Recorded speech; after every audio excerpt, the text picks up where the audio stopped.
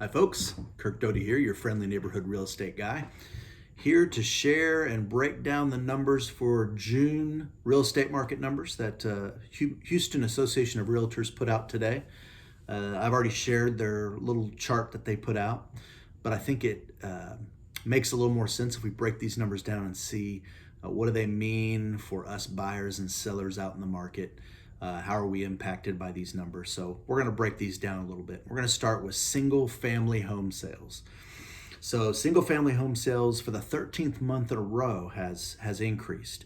This particular month, June 2021 versus June 2020, it has gone up 13.6%. From May, just last month, or the month before, it went up almost 10%. So those single family home sales continue to grow month after month after month.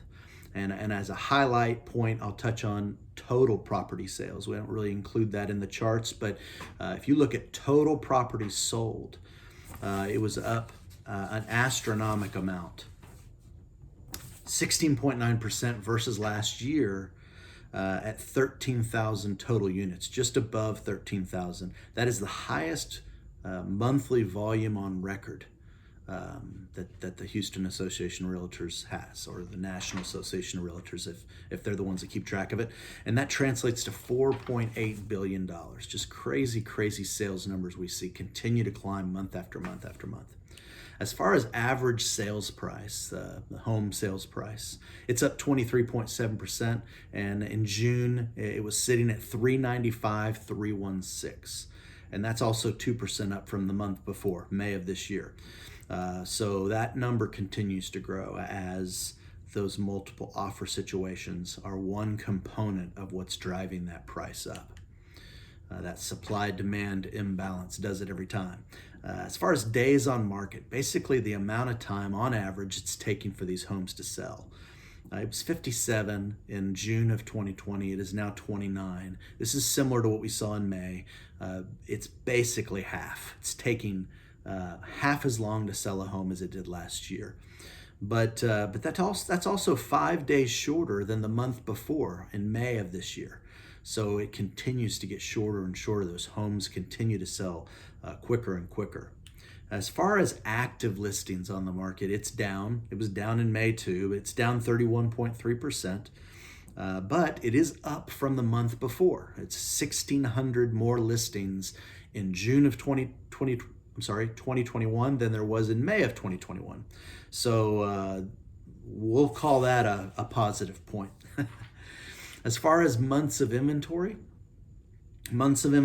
best defined as if there were no more houses, no new houses to sell, no one was listing their house, and no home builders were building houses, then this is the amount of time it would take for us to completely run out of homes to buy and sell.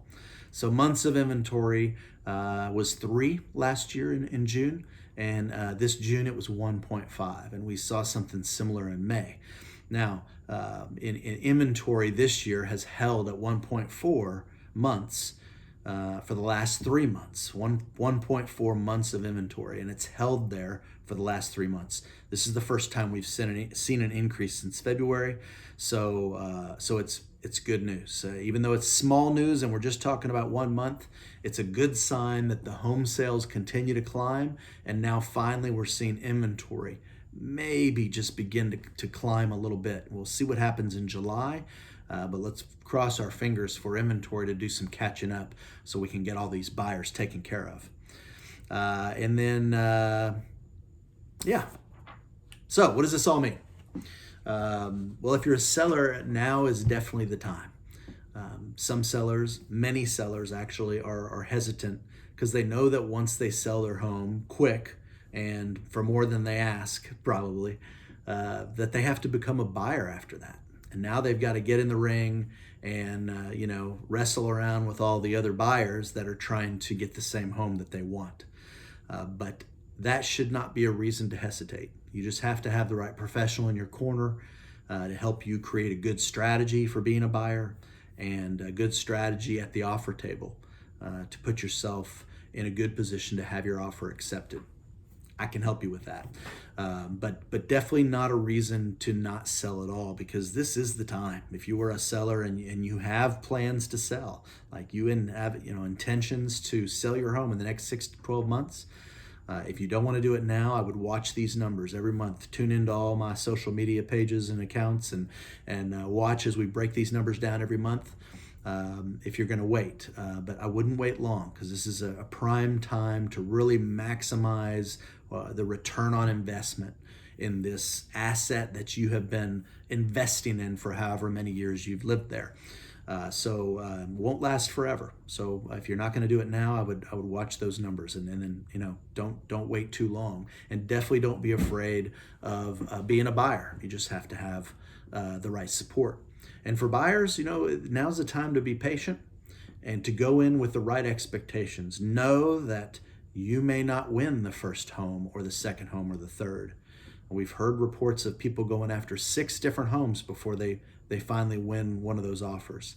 It requires patience. It requires early understanding what to expect.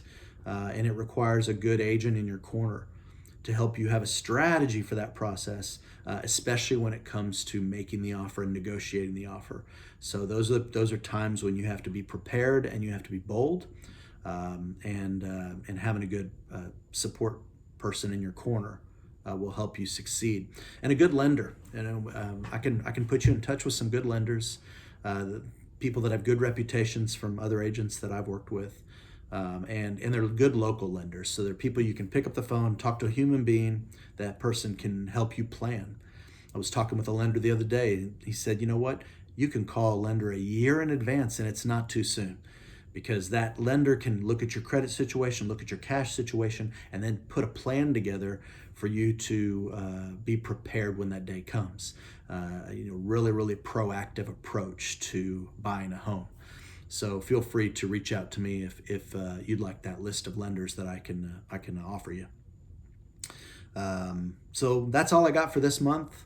Exciting stuff going on out there, but it does look like certain numbers are beginning to move in the right direction. I also noticed that the year-over-year gaps are beginning to shrink a little bit. So the differences that we saw in May, the differences are not quite as big in June as they were in May. So we can hope that maybe that is a sign of things beginning to catch up. So stay tuned here, and we will continue to break these numbers down each month. Hope you guys have a great week. We'll talk to you soon.